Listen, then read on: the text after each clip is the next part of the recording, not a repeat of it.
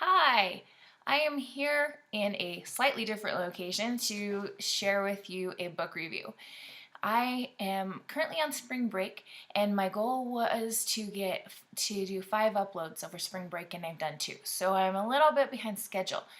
And what my plan is to start with a halfway through book review for this book right here, Ever the Hunted. This is by Erin Summerill, and I'm doing a halfway through book review because I just thought of this idea that it might be kind of fun to stop halfway, review what I read so far, and maybe make a prediction and see if it comes true. I'm always telling my students to make predictions as they read and then go back and see if their predictions were correct. So we'll give this a shot. So Ever the Hunted was a book I picked up in this fantastic bookstore in Salt Lake City a few months ago called The King's English. It's an independent bookstore, and if you're ever in Salt Lake City and you get a chance to go there, I highly recommend it. It is literally one of the most joyful places I've ever been to because I freak out about bookstores, but book nerd, I know. Alright, so Ever the Hunted. As I said, I picked this up a few months ago, and it's been kind of sitting in my living room waiting for me to read it, and I finally grabbed it after I finished my latest book and said, okay, now is the time. This is a beautiful book just to look at. It's white and it's got gold embossing on it, and then when you open it up, there's this dark green, which is kind of cool because a lot of it takes place in the forest. And then we've got white again. It's pretty. This book so far, I'm making a lot of text-to-text connections with Scarlet by A.C. Gowen or anything to do with the Robin Hood story. Not because there's a Robin Hood character in here, but just because we're in the medieval European time and a lot of it's in the forest. And we've got these two characters. They're good at archery, and they're, running from the authorities, and so it's a lot of Robin Hood kind of feeling type of situations.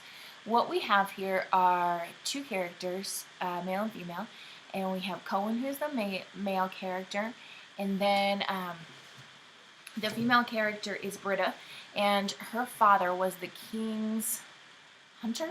What was the official title? I have to look. The bounty hunter for the king of Malum. And we have two kingdoms. We've got Malum and we've got Sheridan. I always think of Sheridan, Wyoming when I read this, so I don't even know if I'm saying it right, but it looks like Sheridan. And anyway, we've got these two kingdoms. And in Malum, where these two characters are, magic is thought to be very dark and it's against the law. But in Sheridan, they have magicians called channelers, if I'm remembering the right word. I'm halfway through this book, so you'd think I'd have it present in my mind, but for some reason that word I'm blanking on. And if you cross between the two kingdoms, especially coming from Malum into Sheridan, that's considered an act of treason. What happens is that Britta's father, the king's bounty hunter, is murdered. And we fast forward a little bit later to Britta being arrested for poaching on the king's land.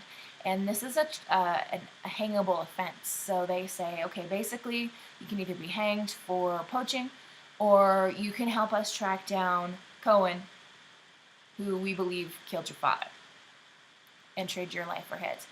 Now Cohen is, or was, Britta's father's apprentice. And so Cohen and Britta have known each other for a long time, and she loved him and told him, and then he kind of left. So they've got a history going on between the two of them. And as it's pretty clear fairly soon in the book that Cohen did not kill Britta's father, Saul. So Britta and Cohen are going to try to work together to find out who did kill him, what happened. Are they being set up individually together or set up at all? And what's going to happen. So the point that I'm at in the book is that Britta and Cohen have just met up with a woman who might have a possible lead on where to find more information about who killed her father. My predictions henceforth, and from this point forward, I am totally going to be predicting, is that this woman is going to have some kind of magical involvement in finding the murderer. And there's going to be, I'm also predicting that Britta and Cohen will end up together. I mean, that's kind of almost a given, especially for this type of book. When you have a male and female lead, they usually end up together. Unless you have a really mean author that likes to play tricks with people's emotions. It's not nice.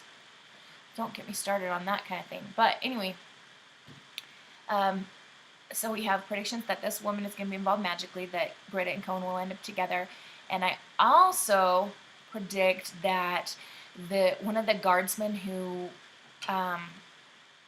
was first escorting Britta before she escaped them and met up with Cohen, he was a really nice guy. And I predicted that he's going to come back into the story in a good way. Hopefully. I hope he's not going to turn out to be a jerk and betray her or anything like that. And I'm trying to remember his name. I have to flip through here and see if I can spot it. Leif, L-E-I-F, Leif. Do you see that, Leif or Leif? I always think of Leif Erikson from elementary social studies. Anyway, I think that he's going to come back in some way and hopefully be a helper and not a betrayer. Excuse me. Goodness. All right, so this is about it for my midway through book review for Ever the Hunted. If this story sounds good to you at all, run to your bookstore or Amazon or wherever you find books, and I'll let you know what else I find out later. Also, I get to go to a bookstore today because this would not be a spring vacation without me going to a bookstore. So depending on if I come back with the good stuff, I might do a haul for you later. Anyway, have a lovely day. Happy reading. Adios.